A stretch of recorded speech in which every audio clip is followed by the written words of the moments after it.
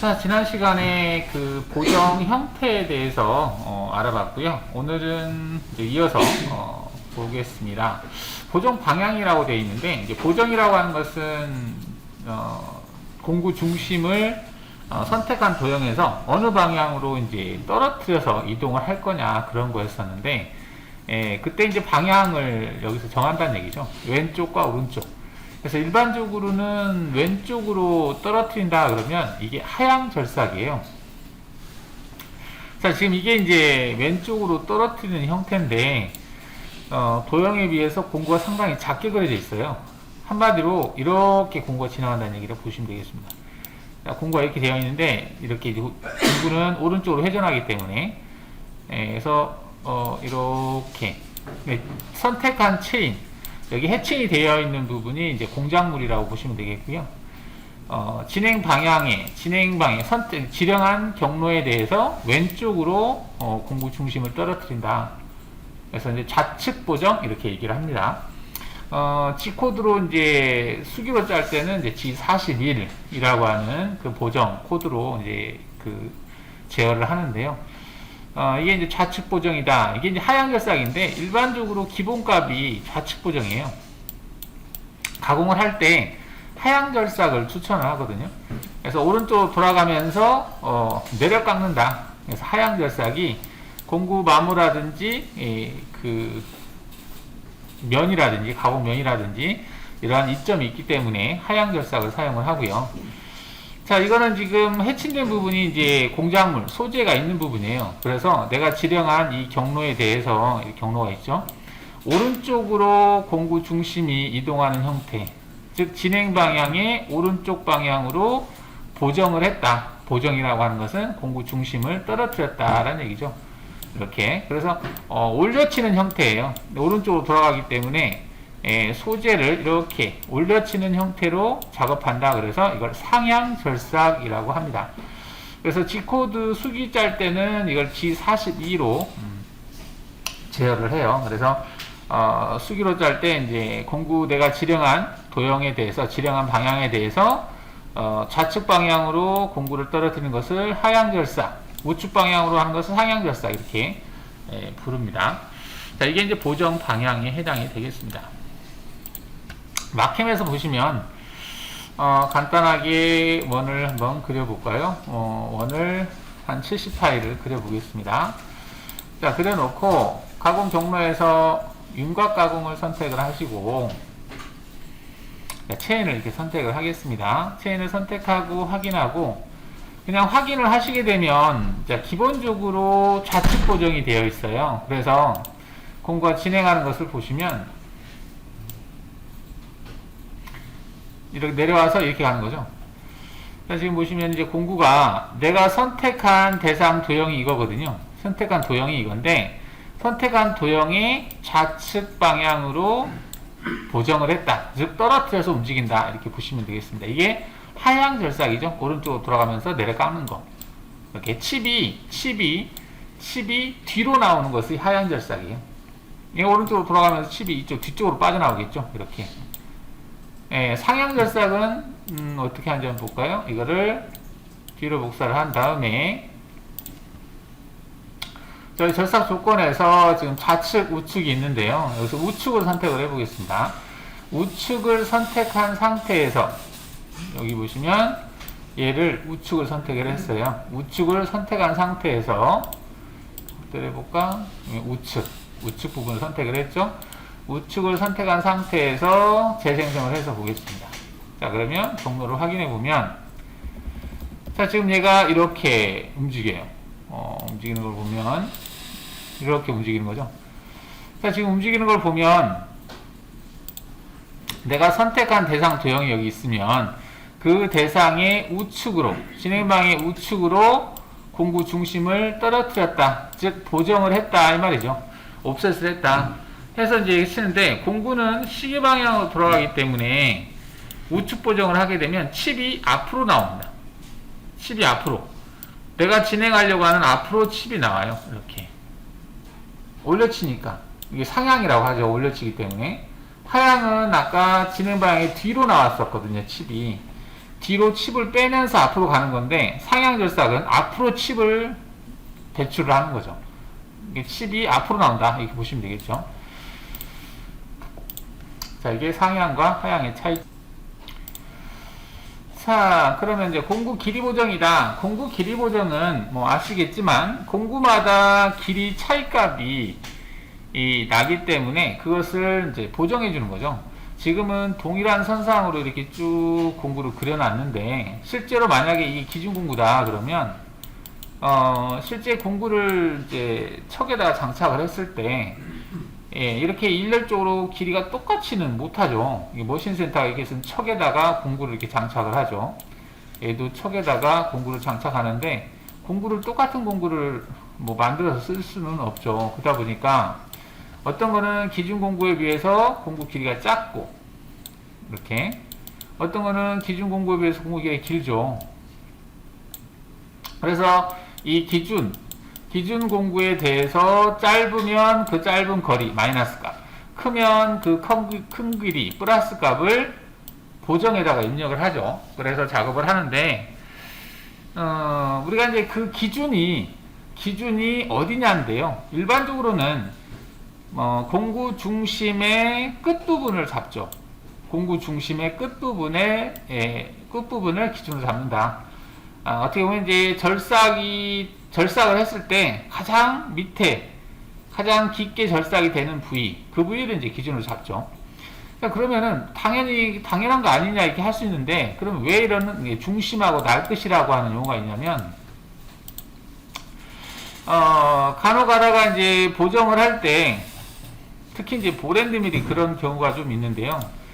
여기 끝에다가 기준을 잡습니다. 잡고 얘도 끝에다가 기준을 잡아요. 얘도 끝에다가 잡습니다. 가운데 끝에다가. 근데 이 보랜드밀을 여기다가 잡을 때도 있어요. 기준을 여기다가 잡아서 경로를 생성해야 될 때가 있습니다. 좀 많지는 않은데요. 여기다 잡으면은 어떤 이점이 있냐면, 자, 가령 지금 이 두 개를 한번 비교해 보시면, 얘는 공구의 끝에다가 기준을 잡은 거예요. 그래서 공구 끝이 얘를 이렇게 따라서 가는 거거든요. 이렇게. 자, 얘는 공구의 중심에다 잡은 거예요. 기준을. 자, 중심에다 잡게 되면 내가 선택한 대상 도형의 이 경로가, 툴패스가 그대로 옵셋한 형태로 생성이 됩니다. 근데 얘 같은 경우는 중심 끝으로 잡으면 내가 선택한 대상 도형의 그대로 옵셋한 형태가 아니에요. 처음에는 여기는 거의 딱 일치하지만 나중에는 이렇게 했다가 또 일치해요. 이렇게. 이게 내가 선택한 도형을 옵셋한 형태가 아닙니다. 그런 경우가 있어요. 그래서 이렇게 생성을 해서 생성된 이 대상 도형을 가지고 뭘 활용을 할 때가 있습니다. 지금 이것도 마찬가지고 내가 선택한 대상 도형하고 이 생성된 툴패스하고 옵셋한 형태가 아니에요. 근데 얘만 보랜드밀 같은 경우는 옵셋한 형태로 생성할 수가 있습니다. 이게 이제 많지 않기 때문에 깊게는 설명하지 않겠습니다. 이런 차이를 설명한 거라. 근데 통상은 공구 중심 끝으로 하는 게 일반적입니다. 알아두시고요. 그 항목이 이제 여기에 있죠. 지금 보시면은 이제 공구 길이 보정을 할 때 어떻게 할 거냐 이 얘기인데요. 지금 공구 중심 끝으로 돼 있어요. 이게 공구 중심 끝으로 돼 있죠. 근데 이거를 날 것이 아니라 중심으로 바꾸잖아요. 그러면 이쪽 모양이 바뀌어요. 자, 보겠습니다. 얘를 중심으로 하잖아요. 그러면 자, 이처럼 이 그림을 보시면은 이렇게 선택을 하고 했을 때는 세팅을 할 때 이 공구의 그 보랜드밀 같은 경우 공구의 R값만큼 위에다가 기준점을 잡아야 돼요. 그래야 정황상적으로 형상이 나옵니다. 끝에 잡으면 안 돼요. 이렇게 했다는 얘기는 실제 생성된 경로를 이 반경만큼 올려서 생성을 했다는 얘기거든요. 그래서 실제 기계에서도 동일한 형태로 세팅을 하셔야 되겠습니다.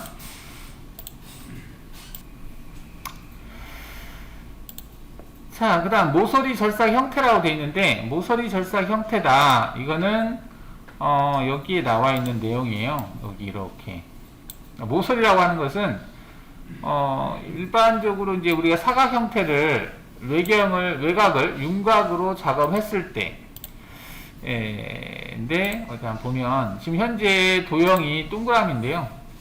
얘를 사각형 형태로 그려보겠습니다. 이렇게. 자, 그래서 체인을 사각형으로 전체 다시 체인 선택해서 이걸로 체인을 잡아볼게요. 자, 그리고 재생성해 보겠습니다. 자, 그러면 이렇게 되겠죠. 자, 공구가 이동하는 것을 보면 공구가 내려와서 이렇게 돌아서 돌고 빠져요. 빠지는데, 자, 모서리를 보겠습니다. 모서리를 보시면 이 모서리가 각져 있지 않고요, 라운드로 처리가 돼요. 그러니까 수기로 짠다면은 직선 이렇게 짜는데, 이거를 모서리를 이게 라운드로 처리하는 거죠. 이 라운드로 처리하는 게 기본적으로 돼 있어요. 왜 라운드로 처리하냐면, 이거를 각지게 처리한 것보다 라운드로 처리한 게, 조건에서 얘를 안암으로 체크해 보겠습니다. 안암으로 체크하면 각지게 생성이 돼요. 근데 보정 방향을 바꾸겠습니다. 좌측으로 바꿔서, 자, 이렇게 생성이 되죠. 얘하고 차이점. 자, 모서리를 라운드로 처리하면 훨씬 더 외곽에 간섭받을 확률이 줄어듭니다. 자, 이렇게 했을 때 절삭된 부위, 즉 절삭된 부위라고 하는 것은 이 회색으로 된 부위를 얘기하죠. 이 부위가 이만큼 이제 확장이 되어 있는데, 각진 형태로 생성을 하게 되면 확장된 부위가 넓어져요. 이 부위가 이만큼 이렇게 생성될 거를 이만큼이 더 외부에 있는 다른 어떤 부분하고 간섭받을 확률이 높아지기 때문에 기본적으로는 라운드로 추천이 돼요. 그리고 또 라운드로 하면 또 이점이라고 하면은 이 모서리가 날카로운 부분이 좀 제거가 돼요. 이게 각지게 탁탁 끊기게 되면 이 부분이 되게 날카롭거든요. 근데 이게 라운드로 돌게 되면 모서리에서, 라운드 같은 경우에서 모서리에서 좀 더, 자, 이 부분에서 얘가 돌아갈 때 이 부분을 돌아가고 있죠. 돌아가면서 이 부분을 여러 번 계속해서 작업을 해요. 절삭을 하면서 날카로운 부위를 좀 제거를 하고 넘어갑니다. 그러니까 이 방법이 좀 이점이 있죠. 돌아갈 때 지금 보시면은 서서히 R 부분을 돌면서 이 부분을 계속해서 처리를 하면서 하기 때문에 좀 부드럽게 처리가 된다, 모서리가. 그렇게 보시면 되겠습니다. 그래서 이제 여기 보면 이제 안암으로 했을 때와 전체를 했을 때, 전체를 한다는 얘기는 모든 모서리를 다 라운드로 처리하겠다는 얘기고, 전체는, 안암은 그냥 각지게 처리하겠다는 얘기예요. 자, 그러면 샤프라고 하는 건 뭐냐면, 샤프는 135도를 경계로 해서 135도보다 클 경우, 135도보다 크다는 얘기는 이 모서리가 거의 수평에 가깝다는 얘기. 이 각도가 135도. 그래서 135도보다 클 경우에는 얘를 그냥 각지게 처리를 하고, 만약에 135도보다 작을 경우에는 이 모서리를 라운드로 처리를 해서 넘어가겠다, 이 말입니다. 135도보다 크다는 얘기는 거의 수평에 가깝거든요. 수평에 가까운데 굳이 여기를 R로 처리할 필요가 없죠. 그래서 그냥 각지게 처리를 하고, 135도보다 좀 각져 있다, 각도가 작다, 그러면 좀 뾰족한 형태이기 때문에 모서리를 라운드로 처리하는 게 좋겠다, 이렇게 보시면 되겠습니다. 이게 모서리 절삭 형태예요. 자, 이제 그림에도 보시면은 좀 이해가 될지 모르겠지만, 샤프다 전체하고 일단 안암을 보시면, 안암은 모든 모서리를 각지게 처리합니다. 각지게. 전체는 모든 모서리를 라운드로 처리해요. 라운드로 처리하는데, 샤프라고 하는 것은 이제 135도보다 각도가 큰 부분은 각지게, 각도가 잡은 부분을 라운드로 뭐 이렇게 구분을 한다, 이렇게 보시면 되겠어요. 자, 내부 코너 라운딩 처리라고 되어 있는데요. 내부 코너는 가령 이제 이거를 외곽에서 돌았는데 아까 이거를 우측으로 바꿔 놓고요. 재생성을 해보면 일단 안쪽에서 이제 경로를 생성하는 걸 볼 수가 있어요. 진행 방향이 우측으로, 진행 선택한 대상 도형의 오른쪽 방향으로 보정을 했다. 이게 우측 보정이죠. 이 선택한 대상 도형의 오른쪽 방향으로 보정을 했다, 이건데, 자, 여기 부분에서 각지게 나가거든요, 이 부분을. 근데 이제 일반적으로 고속가공기 같은 경우는 각진 부위를 작업을 하게 되면 좀 무리가 많이 가거든요. 고속가공기는 가감속을 잘 안 하기 때문에. 그래서 얘가 각지게 이렇게 꺾이지 않고 이 부분을, 여기 부분을 약간 R을 형성을 하겠다, 이런 기능입니다. 그래서 여기에다가 내부 코너, 여기다가 내가 O를 주겠다, 체크하고 확인하고 재생성을 하게 되면 이렇게 돼요. 그러니까 실제로는 이게 라운드가 없는데 이걸 라운드로 처리를 해주는 거죠. 이런 식으로 해서 모서리 형태를 라운드로 처리한다. 뭐 이 부분은 다시 재가공을 하든지 해서 처리를 하시면 되겠죠. 이게 내부 코너고요. 외부 코너 라운드 처리는 뭐 봤고, 측벽면 가공 여유다. 측벽면 가공 여유. 지금 이 부분을 봤고요. 자, 측벽면 가공 여유라고 되어 있는데 지금 여유값이 0으로 되어 있어요. 뭐 바닥은 이제 가공 깊이에 대한 여유가 되겠고, 측벽면에다가 우리가 뭐 공구를 황삭 공구하고 정삭 공구를 두 개를 쓸 경우에 황삭 하나 쓰고 정삭을 쓴다. 그러면 황삭을 할 때 이 정삭 공구가 절삭할 양을 남겨놓고, 즉 정삭 여유를 남겨놓고 작업을 하죠. 그럴 때만 0.5를 내가 여유를 남기고 싶다 그러면 여기에다가 0.5를 입력하고 경로를 생성하게 되면 가공이 완료된 상태에서 측면에 0.5mm가 남아있다, 이렇게 되는 거죠. 자, 그럼 이거 위에 거를 황삭으로 하고 밑에 거를 정삭으로 사용을 해볼게요. 그럼 밑에도 또 동일하게 좌측으로 바꿔놓고 여기에도 그냥 뭐 전체로 하든지 재생성해 보겠습니다. 자, 그럼 이것과 이것이 경로가 같죠. 같고 공구가 동일한 공구인데 여기에 있는 공구를 1번으로 하고, 자, 지금 이 메시지는 뭐냐면 내가 공구를 기존에 공구가 사용하고 있었는데 그 공구의 속성을 바꿨어요. 바꿨으면 새로운 공구로 생성을 할래? 아니면 기존에 있는 공구를 조건을 업데이트 할래? 물어보는 거예요. 기존에 있는 공구를 그대로 쓸 거면은 첫 번째 거 체크하면 되고, 새로운 공구를 만들 거면 두 번째 거를 선택하면 되는데 지금 두 번째 거를 선택을 하겠습니다. 확인하시게 되면 얘가 1번 공구로 바뀌었죠. 자, 얘 같은 경우 다시 얘를 클릭을 해서 얘는 2번 공구로 바꾸겠습니다. 자, 2번으로 바꿔서 마침을 할게요. 그러면 1번, 2번이 생성이 됐죠.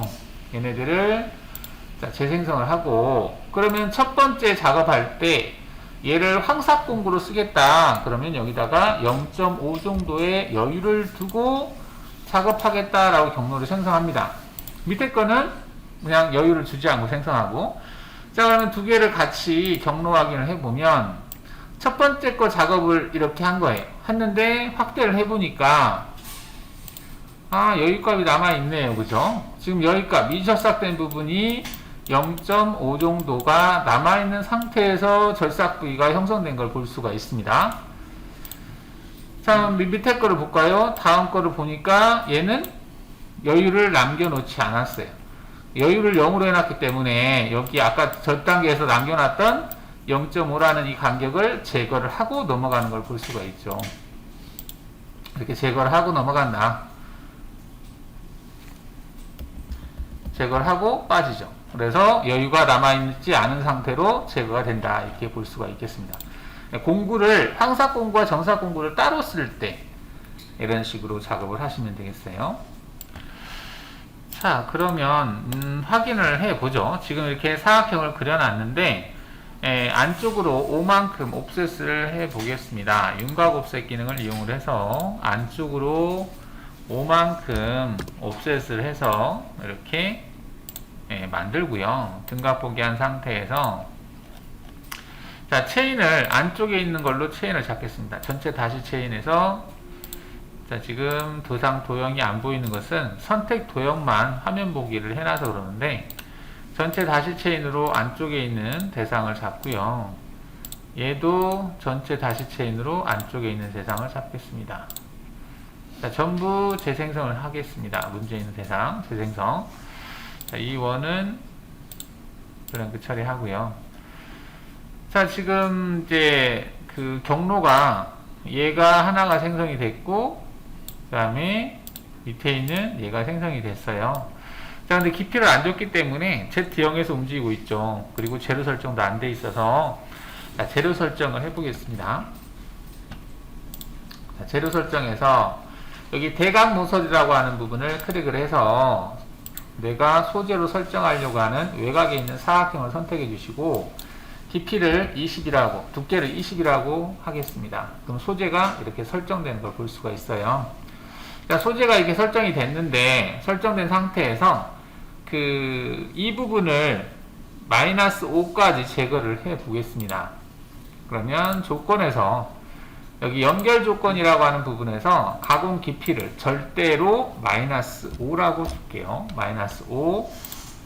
자, 얘도 조건에서 절대로 -5라고 주겠습니다. 자, 전부 재생성을 했어요. 자, 그러면 여기 첫 번째 할 때 절삭 조건에서 측면에 0.5를 주겠다고 했죠. 바닥에도 0.5를 주겠다고 하겠습니다. 자, 그러면 가공 깊이를 -5까지 작업하겠다고 했는데 이 깊이에 대해서 0.5를 남겨놓고 작업하겠다 이 말이고요. 여기에다가는 측면 여유, 바닥 여유를 다 주지 않고 하겠다. 즉 정상용으로 사용하겠다는 얘기예요. 자, 그러면 이게 황정삭이 어떻게 되는지 모의 가공을 통해서 확인을 해 보겠습니다. 전부 선택하고 모의 가공을 누른 다음에 황정삭이 어떻게 표현이 되는지를 보겠는데요. 여기 좌측 상단에 보시면 컬러라고 하는 게 있어요. 컬러. 이게 이제 절삭 부위를 색깔로 표시하겠다는 얘기인데 이 부분을 체크를 하시고요. 자, 체크를 하시고요.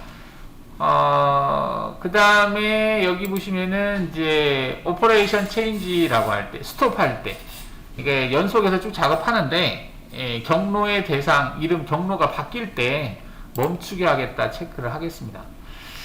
자, 그러면 이제 플레이를 시켜볼게요. 자, 이게 황삭이에요. 현재 작업한 게 황삭이고요. 스피드를 낮춰놓고 자, 키보드 S를 눌러서 한 스텝씩 볼게요. 지금 현재 이게 정삭이거든요. 홀더를 안 보이게 할까요? 홀더는 여기에서 홀더 부분을 체크를 꺼서 안 보이게 하면 되는데 자, 지금 보이는 게 이제 정삭 공구거든요. 정삭 공구인데 키보드 S를 눌러서 한 스텝씩 볼게요. 자, 보시면은 색깔이 달라지는 걸 볼 수 있죠.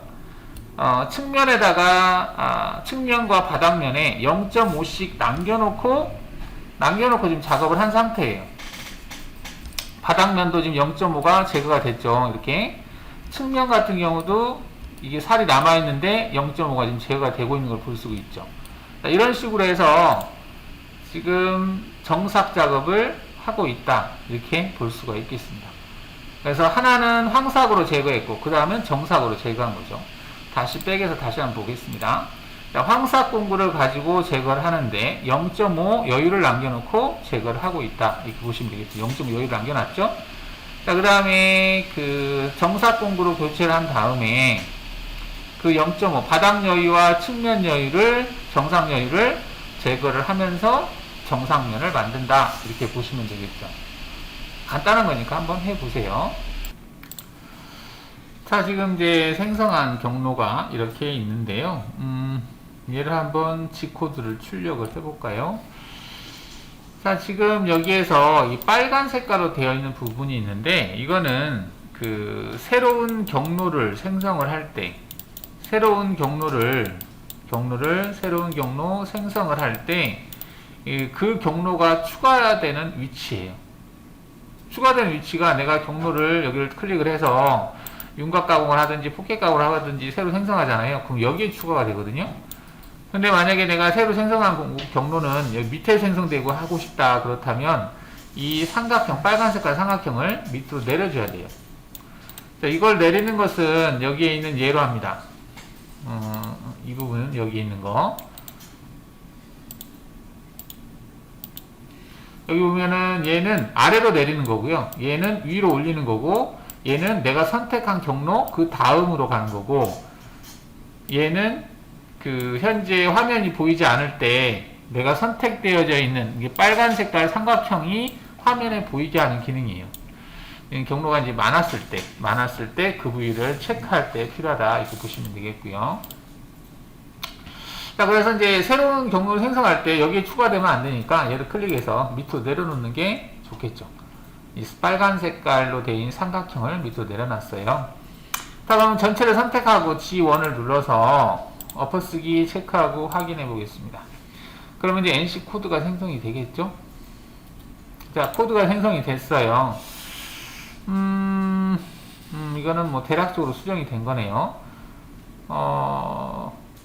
근데 얘는 왜 이렇게 뭐가 이렇게 많지? 잡다한 것들이 T1 했는데 얘는 좀 괜찮은데 얘는 되게 많네요.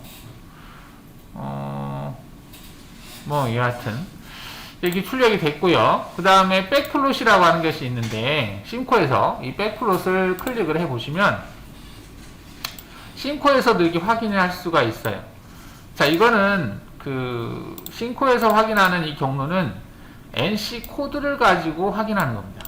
마캠에서 사용하는 마캠에서 검증한 이 경로는 G 코드를 가지고 경로를 확인하는 게 아니라 G 코드가 아니라 그 마캠 상에서 모의 가공을 하기 위해서 얘를 확인하는 거예요. 이 조건, 여기에 들어가 있는 조건으로. 그래서 달라요. 왜 다르냐면 최종적으로 여러분들이 체크할 부분은 이 NC 코드를 체크해야 돼요. NC 코드를. 왜냐면 실제 기기에서는 NC 코드를 가지고 인식하는 거지 마캠상에서 이 경로가 제대로 됐다고 해서 실제 기기가 똑같이 움직이는 건 아니거든요. 그래서 최종적으로 출력을 하고 나서 꼭 한번 이 경로를 확인을 해 주셔야 돼요. 제대로 돌아가는지. 이렇게 확인이 됐다라고 한다면은 그때 이제 기계로 전송 눌러주시면 기계로 전송이 되겠죠. 지금은 이제 포트가 연결이 안 돼 있다, 케이블이 연결 안 돼 있다 이런 메시지가 뜨는 건데, 여기서 이제 DNC 설정에서 포트 설정을 하고, 포트라고 하는 것은 이제 데이터가 어디로 해서 기계로 전송이 될 건지, 그 전선, 이게 선이 연결된 포트 구멍을 얘기하는 거죠. 그 다음 속도를 정의해 주는 거고, 이렇게 해서 확인하면 이 프로그램 NC 코드가 기계로 전송이 된다 이렇게 볼 수가 있겠습니다. 자, 지난 시간에 그 포스트 파일 공유를 해놨잖아요. 그 포스트 파일로 다시 바꿔서 출력을 해보겠습니다. 출력을 했을 때 어떻게 달라지는지 한번 보죠. 자, 지금 포스트 파일을 바꿨거든요. 바꾼 상태에서 딱히 달라진 부분이 이렇게 눈에 띄진 않는데, 지금 이 부분이 첫 번째하고 두 번째하고 좀 조건이 다른 것 같네요. 자, 이 부분 좀 체크를 해 보겠습니다. 일단은 10분간 휴식하겠습니다. 자, 아까 출력을 했을 때요, 출력을 하게 되면 공구 그 툴 테이블에 형성되어 있는 이게 지금 다르게 출력됐잖아요. 이거는 그 지금 첫 번째 공구가 황삭 공구인데,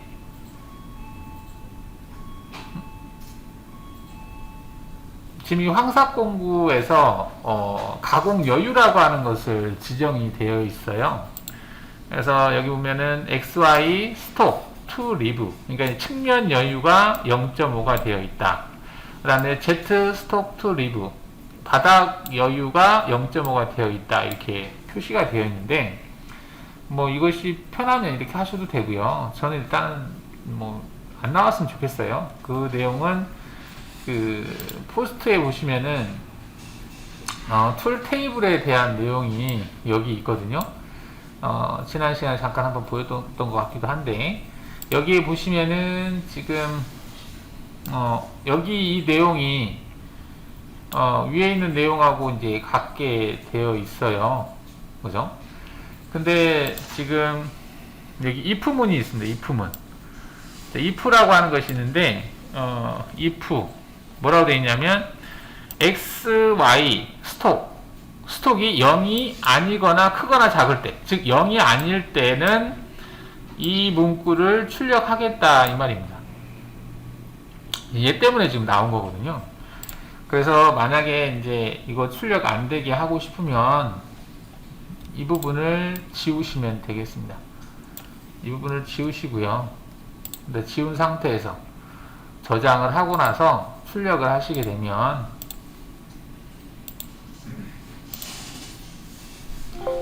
자, 아까 이렇게 출력됐던 것이 확인을 누르시면 이렇게 없어져요. 그러니까 지금 제가 이걸 보여주는 이유는 포스트를 이제 수정을 할 때 저런 경우들이 좀 있어요. if라고 해서 어떤 조건이 만족할 때 뭐뭐 해라 이런 내용들이 있습니다. 참고로 알아두시면 되겠고요.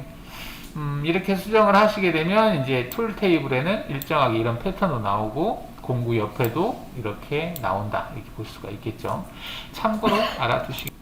자, 그러면은 이제 여유 받고 자, 윤곽 형태라고 하는 부분을 보도록 하겠습니다. 윤곽 형태는 자, 우리가 작업을 할 때 윤곽 형태 여기에 있는 내용이에요. 자, 저희가 지금 작업한 거는 윤곽 형태에서 기본 2D로 되어 있는 상태예요. 2D라고 하는 것은 내가 선택한 것을 그냥 따라가는 거예요. 이걸로 되어 있는 거고, 여기 클릭해서 2D 못따기라고 하는 항목이 있습니다. 2D 못따기라고 하는 것을 하기 위해서 자, 황삭 정삭을 했죠. 그러면 밑에 있는 2번 얘를 오른쪽 마우스를 클릭을 해서 살짝 드래그한 다음에 오른쪽 마우스를 살짝 띄겠습니다. 그러면 앞으로 이동, 뒤로 이동 뭐 뜨는데 뒤로 복사를 체크를 해서 기존의 정삭 경로를 생성했던 얘를 하나를 복사를 했어요. 자, 그럼 얘를 왜 복사를 했냐? 얘를 가지고 못따기 작업을 하려고 그래요. 근데 현재 1번, 2번까지 작업한 부분이 어떤 형상이 남아있는지를 좀 봤으면 좋겠네요. 그래야 지금 뭘 할 건지, 어떤 작업을 하려고 하는지를 알 수가 있을 것 같아요. 근데 경로의 색깔이 지금 파란색까지라서 뒤에서 보니까 잘 안 보이던데, 그죠? 경로의 색깔을 설정해서, 환경 설정해서 한번 해볼까요? 색깔에서, 가공 경로 급속 이송 색깔, 가공 경로 절삭 이송 색깔이 지금 파란색 계열이거든요. 일단은 뒤에서 잘 안 보여요. 그래서 이거를 좀 눈에 잘 띄는 색깔로 바꾸겠습니다. 뭘로 바꾸면 될까? 눈에 좀 잘 띄는 거. 하늘 색깔이 잘 띄일 것 같기도 한데, 하늘 색깔로 한번 바꿔볼게요. 똑같네. 바뀔 것 같은데 안 바뀌네요. 지금 가공 절삭 색깔 하늘 색깔로 바꿨는데 EV가 아닌가?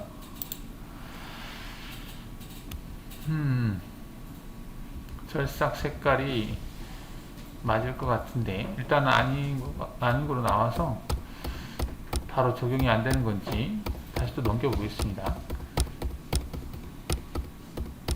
더 이상은 없는데 일단은 적용이 안 되고 있는데 다시 한번 경로를 확인해 보죠. 자, 여기에서 여기서는 이제 색깔이 되어 있는데 이건 좀 체크를 좀 해 보겠습니다. 색깔이 뒤에서 잘 안 보이는 형태로 돼 있어서 물론 이제 배경 색깔을 하얀 색깔로 바꾸면 좀 되긴 되는데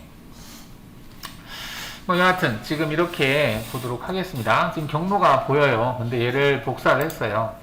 자, 그러면 1번과 2번을 작업을 한 그 완성품, 소재, 형상이 어떤 형상인지 보고자 할 때 사용하는 기능이 가공 경로에서 여기 보면 재료 모델이라고 하는 게 있어요. 재료 모델.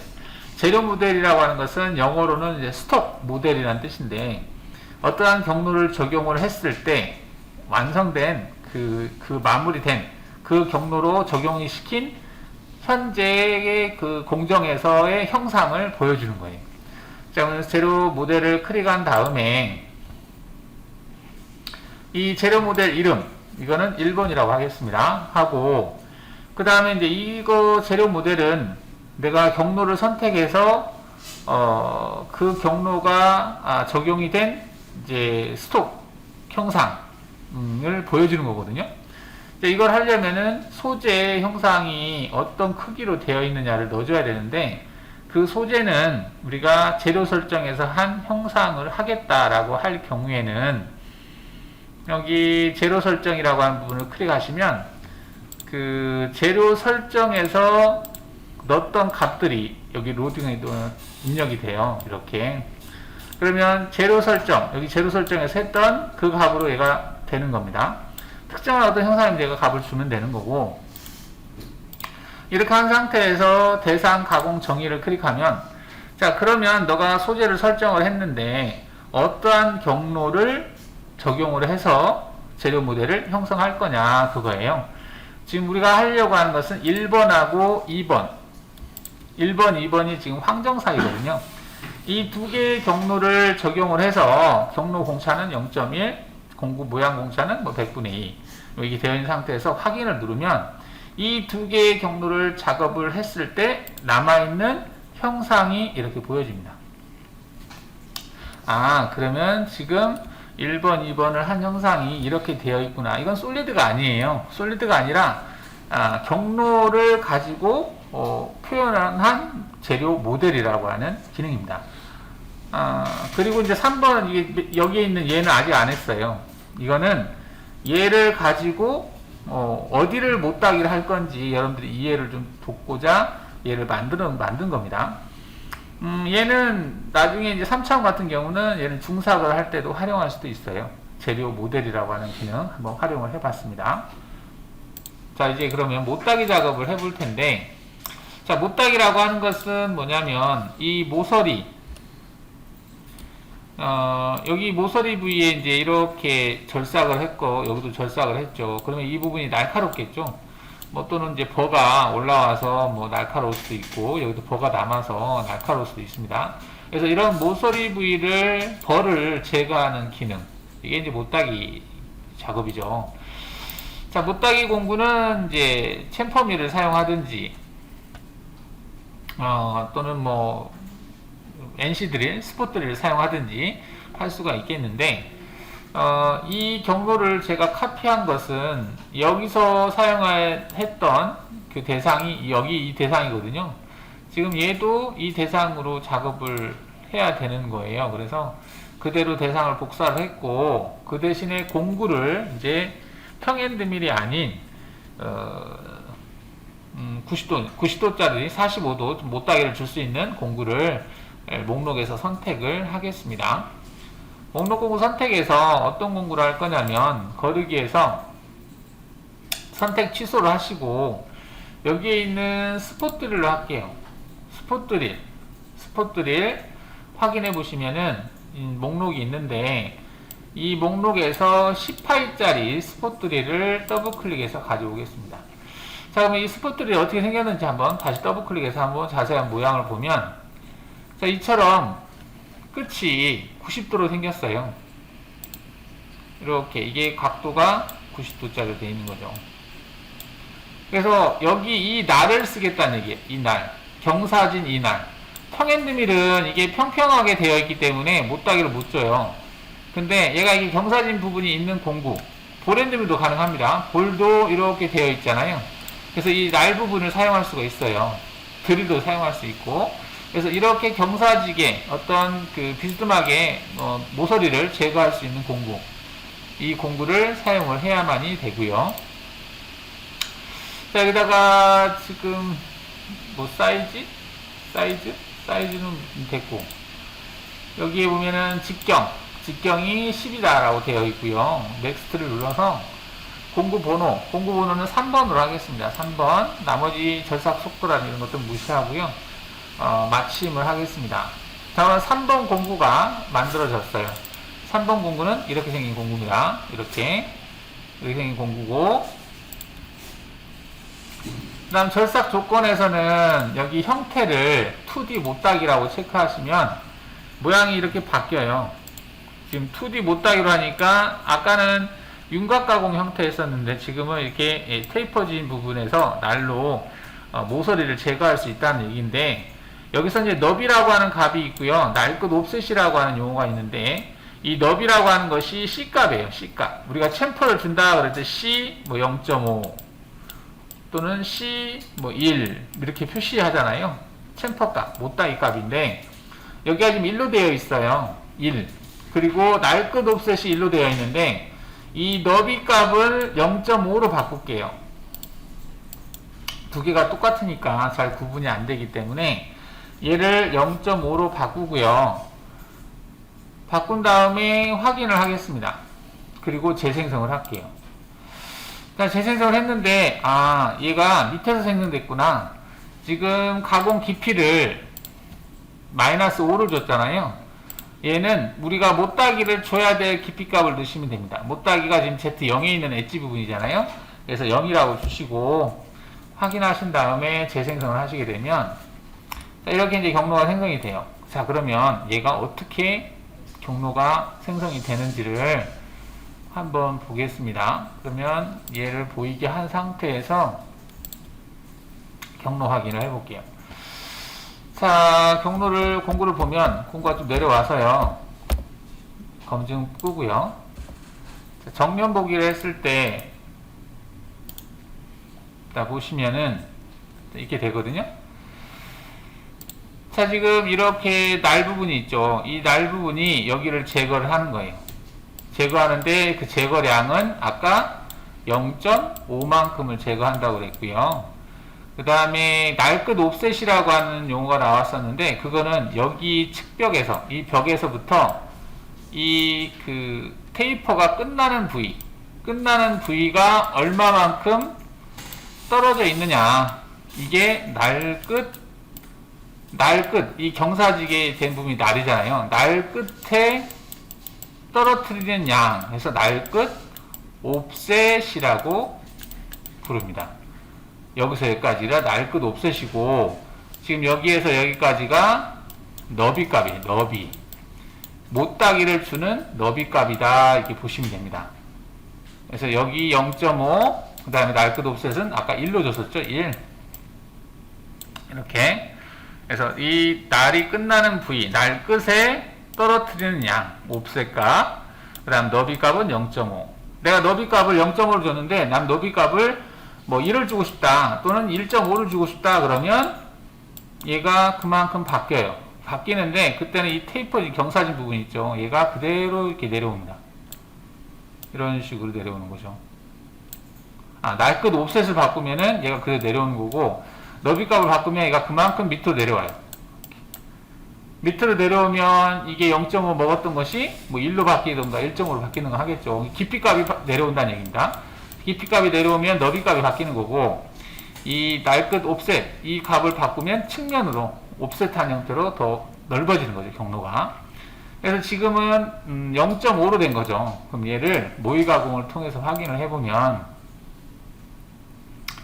전부 선택해서 모의 가공 해보겠습니다.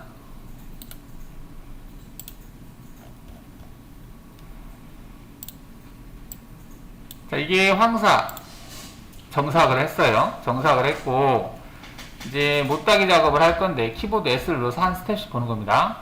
자, 정면 보기를 해보겠습니다.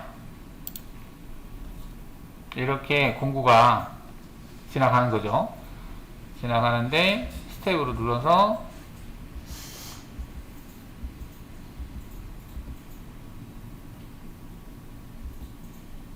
지금 보시면 이런 식으로 작업이 되겠습니다. 여기에서부터 여기까지가 1이죠. 그 다음에 여기에서부터 여기까지가 0.5. 이게 너비 값이 되겠고, 여기가 날끝 옵셋 값이 된다. 옵셋 값 1이 되는 거죠. 1. 이거를 옵셋 값. 이 용어에 대해서 많이 혼돈을 하세요. 그래서 설명을 좀 다시 한번 드리면 날끝이 여기인데 이 날끝이 얼마만큼 측벽에서 떨어졌느냐 날끝 옵셋 그리고 못따기를 주는 너비값이 0.5다 이렇게 됐다라고 보시면 되겠어요. 자, 그럼 너비값을 제가 1로 수정해 볼까요? 조건에서 너비값을 1로 수정해 보겠습니다. 1로 수정하고 확인한 다음에 재생성을 해서 다시 한번 모의가공을 해보면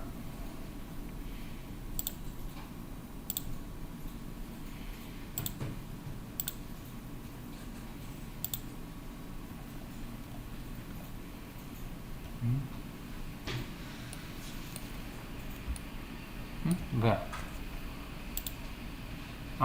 지금 모의가공 할 때 경로가 얘만 선택됐기 때문에 얘만 보여준 거고요. 다 선택한 상태에서 모의가공을 해야 되겠죠.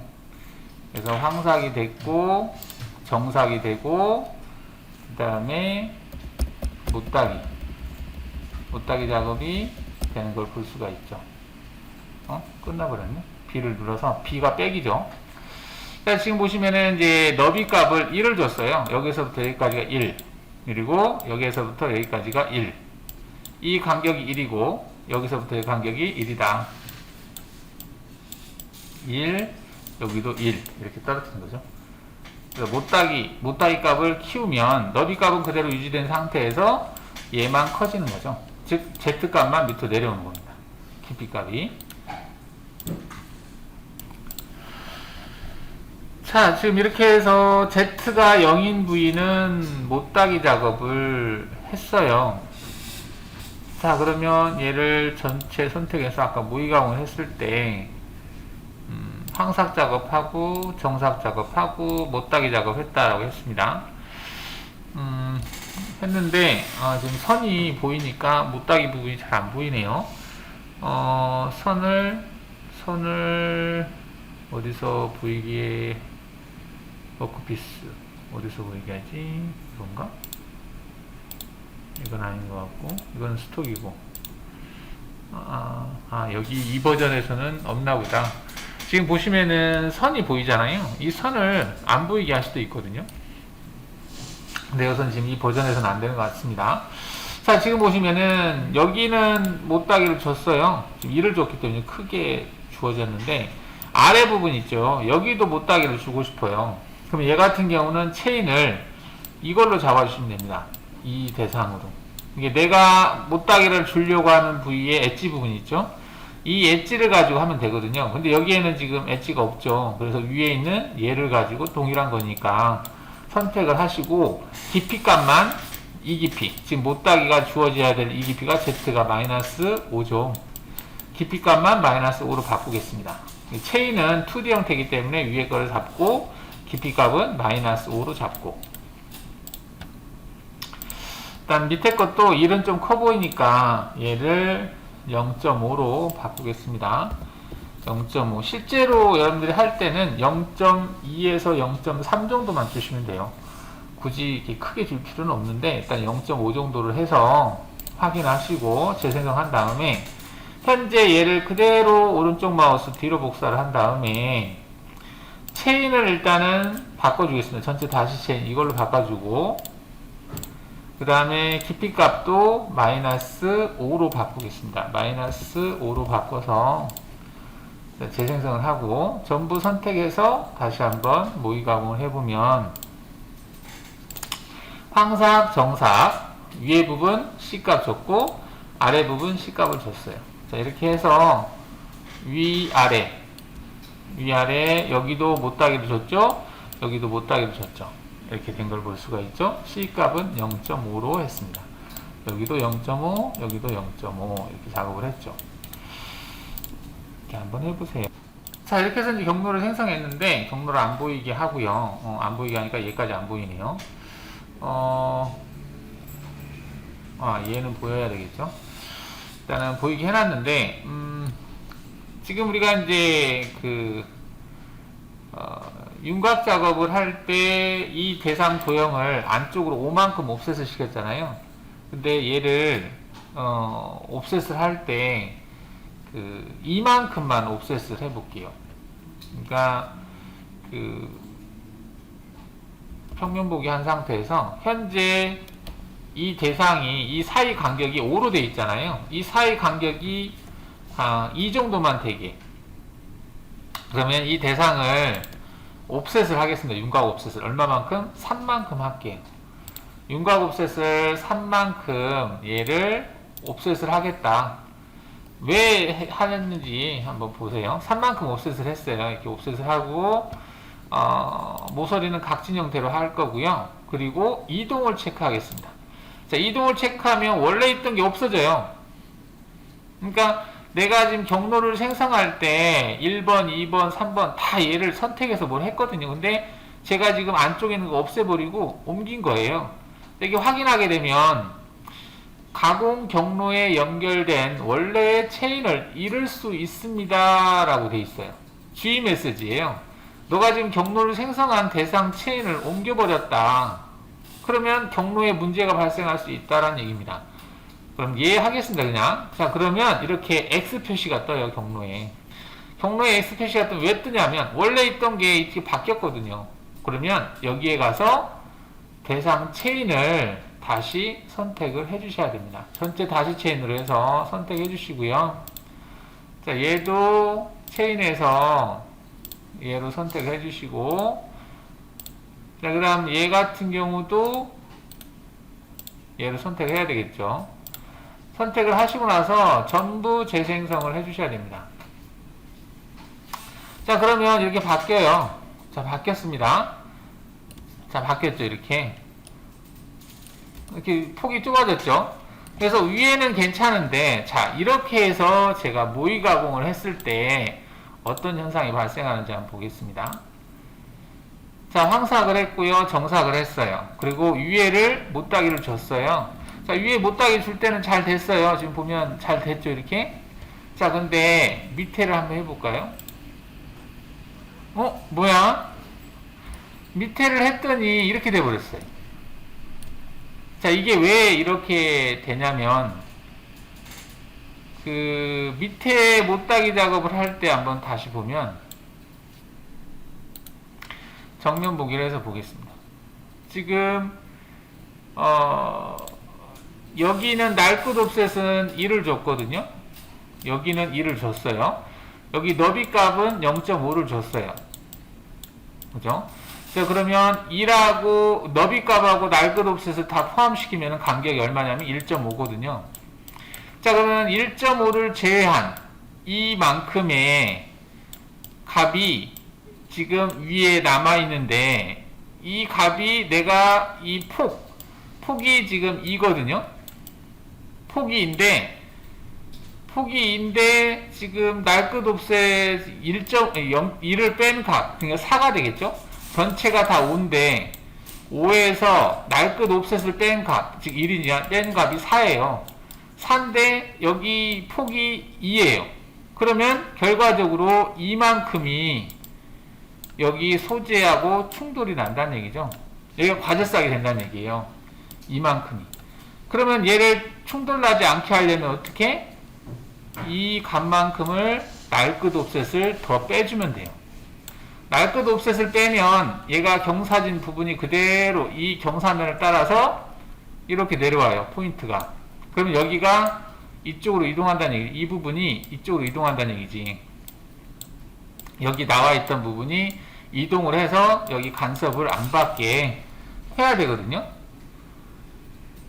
얘가 너비가 2이기 때문에 2를 빼서 이만큼, 그래서 최소한 2보다 더 크게 날끝 옵셋을 줘야 돼요. 날끝 옵셋에서 1을 줬으니까 1에다가 2를 더했죠? 그럼 3이잖아요. 3보다 크게, 그래서 한 3.1 정도는 줘야 된다. 3을 딱 주면 얘가 갈 때 이 부분이 벽에 닿아요. 그래서 3.1 정도는 줘야 약간 여기서 떨어뜨리면서 움직인다. 자, 한번 해볼까요? 여기 경로에 들어가서 얘를 할 때 날끝 옵셋 여기죠. 여기에다가 3.1을 줘요. 자, 그러면 3.1 더하기 0.5 하면은 뭐 한 3.6 정도 되겠죠. 이건 하여튼 됐고, 일단은 그 2라는 그 값이 있기 때문에 걔를 적용을 해서 이렇게 뺐습니다. 자, 이렇게 빼고 나서 재생성을 해서 다시 한번 모의가공을 해서 보면 황삭, 정삭 위에 그 다음에 밑에 작업하는데, 여기 보면은 자, 정면 보기 했을 때, 자, 보시면 약간 떨어져 있죠. 이게 떨어지는 양, 이게 0.1 정도 떨어진 거예요. 그러니까 날끝 옵셋을 그만큼 뺀 거예요. 이 날끝 옵셋이 하는 역할입니다, 지금. 이런 공간에도, 이런데도 못따기를 줘야 되잖아요. 근데 공구가 지금 이 끝부분으로 못따기를 주려면 안 되니까 이 못따기가 주어지는 위치를 조절하는 거예요. 여기에서 못따기를 줬었는데 그 위치를 내가 조절을 해서 이 부분이 못따기가 되게 만드는 거죠. 이런 목적으로 해서 날끝 옵셋을 뺄 때도 있고요. 여러분들이 못따기를 주다 보면 항상 그 자리에 못따기를 하다 보면 이 부분이 쉽게 마모가 돼요. 그래서 그 마모 부위를 조절하고자 할 때, 즉 마모가 안 된 부위로 이렇게 절삭을 하고자 할 때 이렇게 날끝 옵셋을 빼요. 이걸 뺄 때는 이제 또 조심할 거는 이 날끝이 혹시라도 바이스 같은데 긁어버릴 수가 있어요. 그것도 조심하셔야 됩니다. 자, 오늘은 여기까지 하도록 하겠습니다.